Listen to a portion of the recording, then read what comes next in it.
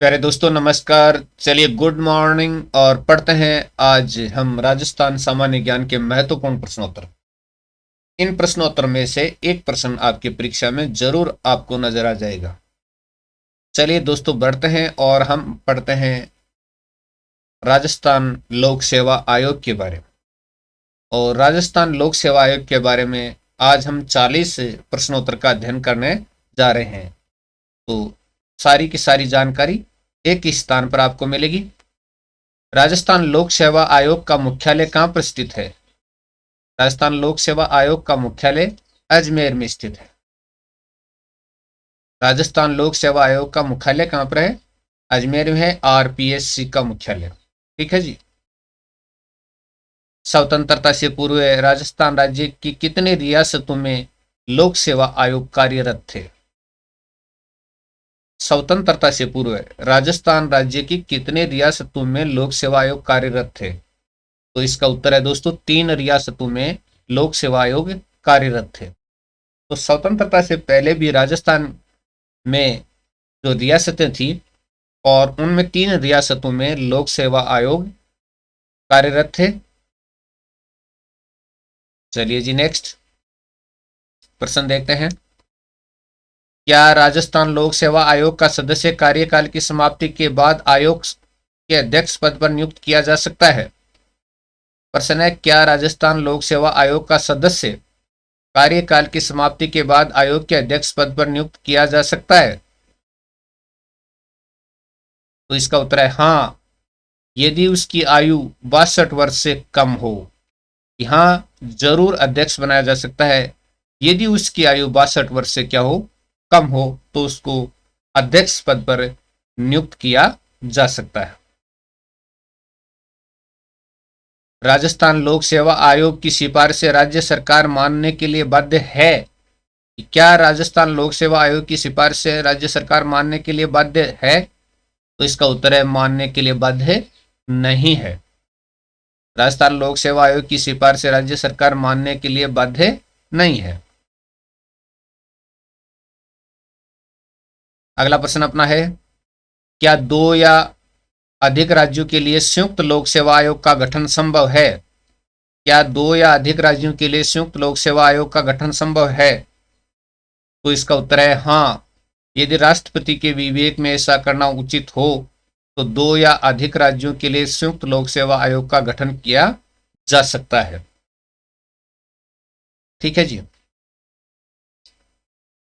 क्या राजस्थान लोक सेवा आयोग का सदस्य क्या राजस्थान लोक सेवा आयोग का सदस्य अपने कार्यकाल समाप्त होने के बाद पुनः उसका सदस्य नियुक्त किया जा सकता है?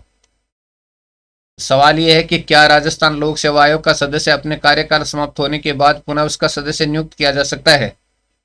हाँ, कुछ विशेष परिस्थितियों में यदि राज्यपाल चाहे तो पुनः उसका सदस्य बनाया जा सकता है।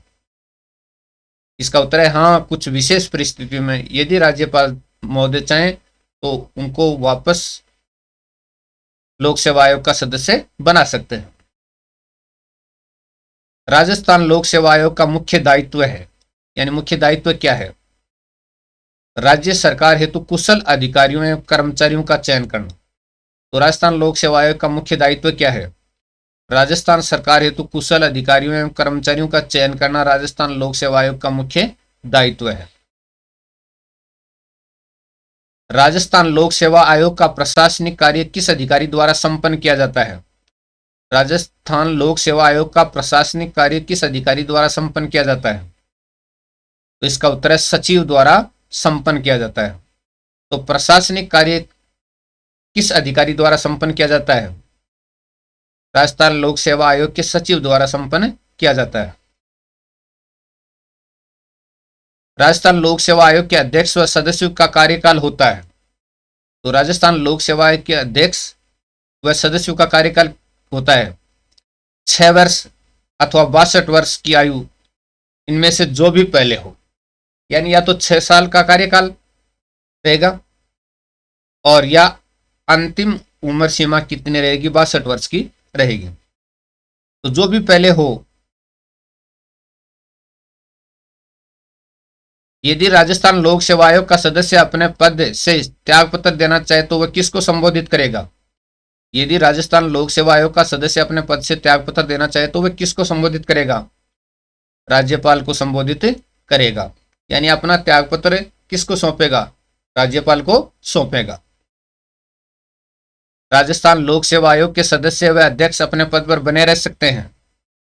राजस्थान लोक सेवा आयोग के सदस्य व अध्यक्ष अपने पद पर बने रह सकते हैं 62 वर्ष की आयु या 6 वर्ष तक, जो भी पहले हो। यानी या तो 62 वर्ष तक या 6 वर्ष तक, जो भी पहले हो तब तक बने रह सकते हैं।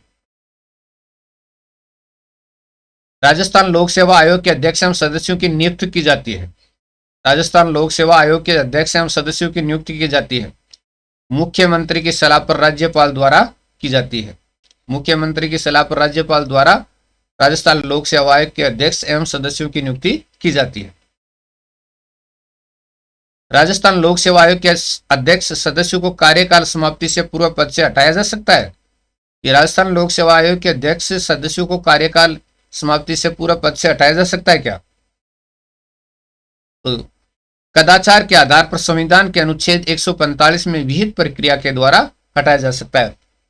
यानी अगर कदाचार का आरोप लगा हो और फिर संविधान के अनुच्छेद 145 में विहित प्रक्रिया है उसको अपना करके हटाया जा सकता है, अन्यथा नहीं हटाया जा सकता है। चलिए, राजस्थान सरकार की केंद्रीय भर्ती प्राधिकरण का कार्य करता है। राजस्थान सरकार की केंद्रीय भर्ती प्राधिकरण का कार्य करता है राजस्थान लोक सेवा आयोग करता है। चलिए, राजस्थान लोक सेवा आयोग की स्थापना किस वर्ष की गई थी? यहां मैं आपको 2-3 तिथियां आपके सामने रख रहा हूं।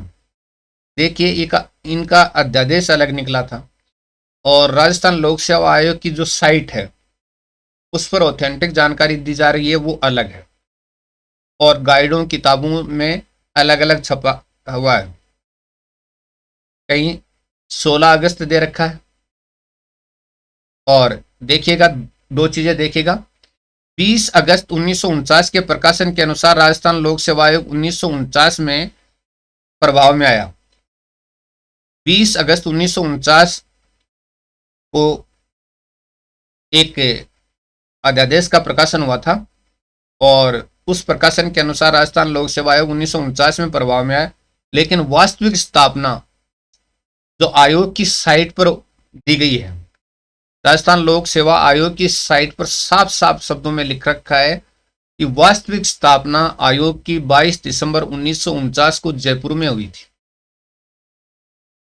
यानी ये आरपीएससी की खुद की साइट पर ही लिख रखा है कि 22 दिसंबर 1949 को जयपुर में हुई थी वास्तविक स्थापना। ठीक है ना? चलिए, राजस्थान लोक सेवा आयोग के प्रथम अध्यक्ष कौन बने थे? सर एस के घोष 20 अगस्त 1949 को बने थे। तो एस के घोष को 20 अगस्त 1949 को क्या बनाया गया था? राजस्थान लोक सेवा आयोग का अध्यक्ष बनाया गया था और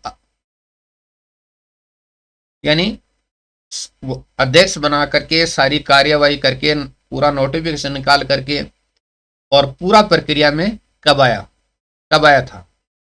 अभी हमने ऊपर प्रश्न देखा है और एक बार पुनः देख लीजिएगा। 22 दिसंबर 1949 को जयपुर में, और ये अधिसूचना 20 अगस्त 1949 के प्रकाशन के अनुसार। ठीक है, इस दिन अध्यक्ष बने थे और इसके अलावा 16 अगस्त भी को अध्यादेश निकला था।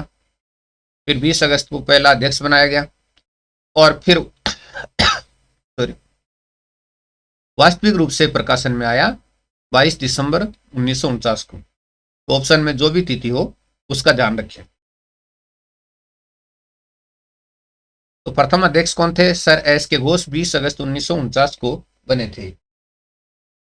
ठीक है जी। आजादी से पहले किन किन रियासतों में लोक सेवा आयोग ने कार्य करना प्रारंभ कर दिया था? कौन कौन सी रियासतें थी? जोधपुर में 1939 में, जयपुर में 1940 में, बीकानेर में 1946 में। जोधपुर में कार्य करना प्रारंभ किया लोक सेवा आयोग ने 1939 में, जयपुर में 1940 में, बीकानेर में 1946 में। राजस्थान लोक सेवा आयोग है एक संवैधानिक संस्था है, एक संवैधानिक संस्था है। राजस्थान लोक सेवा आयोग के अध्यक्ष का पद रिक्त होने पर किसको कार्यवाहक अध्यक्ष के रूप में नियुक्त किया जा सकता है? कि राजस्थान लोक सेवा आयोग के अध्यक्ष का पद रिक्त होने पर किसको कार्यवाहक अध्यक्ष के रूप में नियुक्त किया जा सकता है? आयोग के वरिष्ठतम सदस्य को कार्यवाहक अध्यक्ष के रूप में नियुक्त किया जा सकता है। लोक सेवा आयोग में अध्यक्ष सहित कितने सदस्य हैं? 8 सदस्य हैं, 7 सदस्य हैं और एक अध्यक्ष होता है। लोक सेवा आयोग में वर्तमान में 7 सदस्य और एक अध्यक्ष होता है। ठीक है जी। संघ व राज्यों के लिए लोक सेवा आयोग का प्रावधान किस अनुच्छेद के अनुसार किया गया है? संघ व राज्यों के लिए लोक सेवा आयोग का प्रावधान किस अनुच्छेद के अनुसार किया गया है? अनुच्छेद 315 के अनुसार किया गया है। कि संघ व राज्यों के लिए लोक सेवा आयोग का प्रावधान अनुच्छेद 315 के अनुसार किया गया। 2 या 2 से अधिक राज्यों के लिए संयुक्त लोक सेवा आयोग के गठन का प्रावधान कौन से अनुच्छेद के अनुसार किया गया है? 2 या 2 से अधिक राज्यों के लिए संयुक्त लोक सेवा आयोग के गठन का प्रावधान कौन से अनुच्छेद के अनुसार किया गया है? अनुच्छेद 315 2 के अनुसार किया गया है। अनुच्छेद 315 2 के अनुसार। ठीक है जी। आयोग के सदस्यों की नियुक्ति व कार्यकाल से संबंधित कौन सा अनुच्छेद है? अनुच्छेद 316 है। अनुच्छेद 316।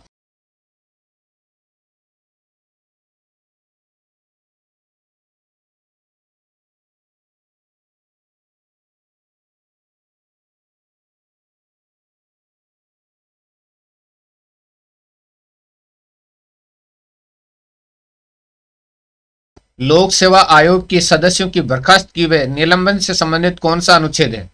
लोक सेवा आयोग के सदस्यों की बर्खास्तगी व निलंबन से संबंधित कौन सा अनुच्छेद है?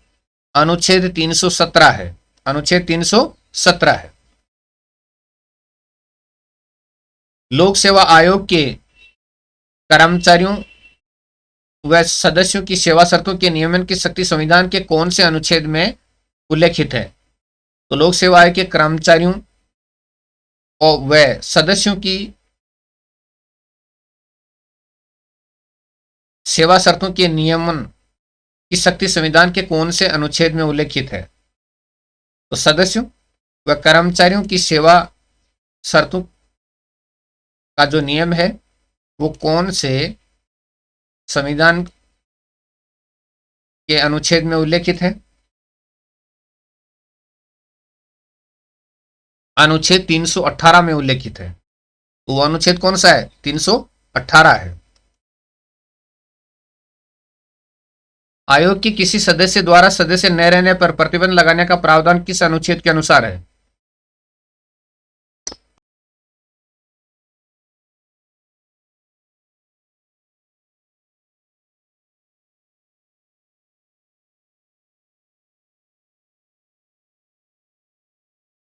न रहने पर प्रतिबंध लगाने का प्रावधान कौन से अनुच्छेद के अनुसार है?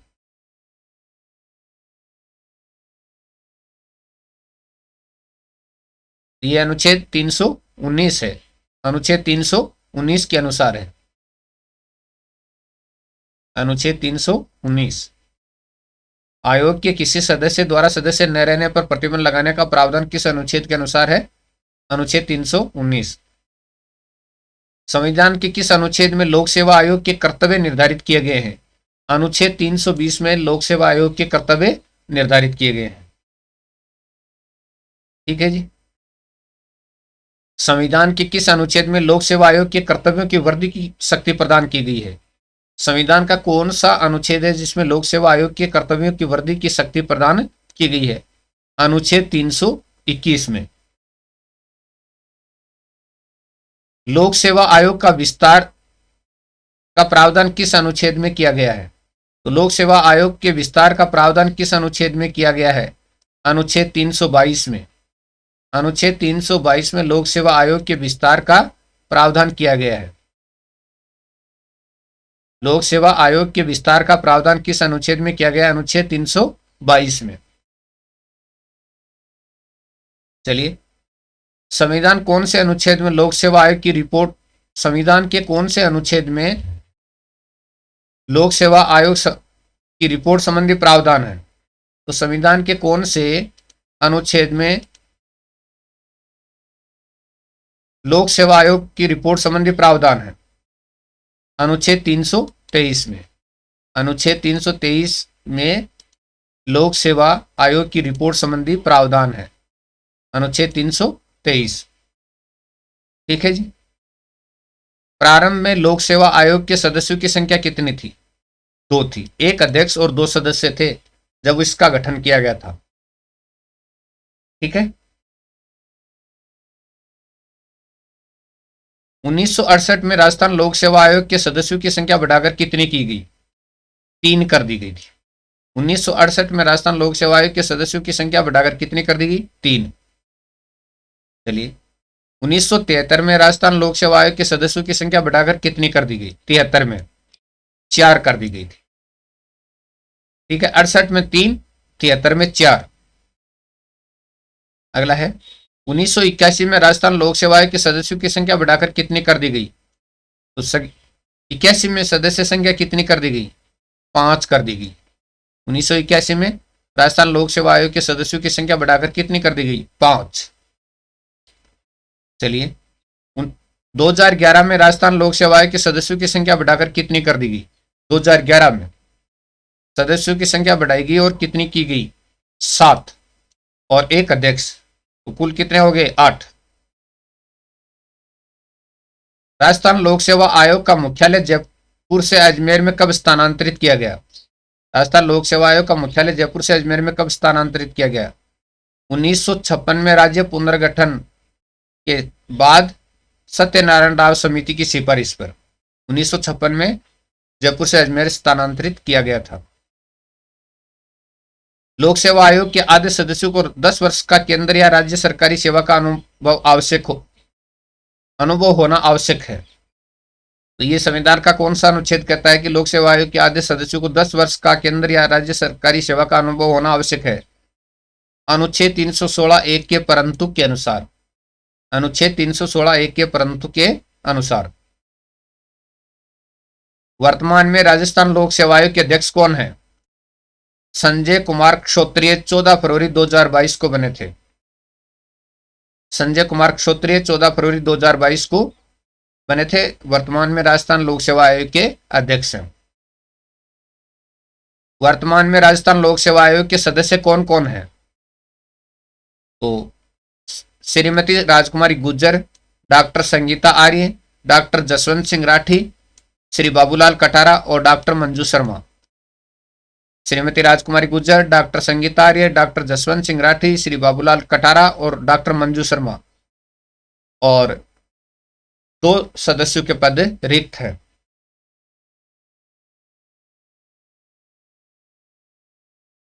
पांच सदस्य तो हैं और 2 के रिक्त हैं। तो श्रीमती राजकुमारी गुज्जर, डॉक्टर संगीता आर्य, डॉक्टर जसवंत सिंह राठी, श्री बाबूलाल कटारा और डॉक्टर मंजू शर्मा ये सदस्य हैं। और वर्तमान में अध्यक्ष हैं संजय कुमार क्षोत्रिय, 14 फरवरी 2022 को बने थे ये। तो ये थे राजस्थान लोक सेवा आयोग से संबंधित अपने 40 प्रश्नों उत्तर। आपको वीडियो कैसा लगा? अच्छा लगा तो शेयर कर दीजिएगा।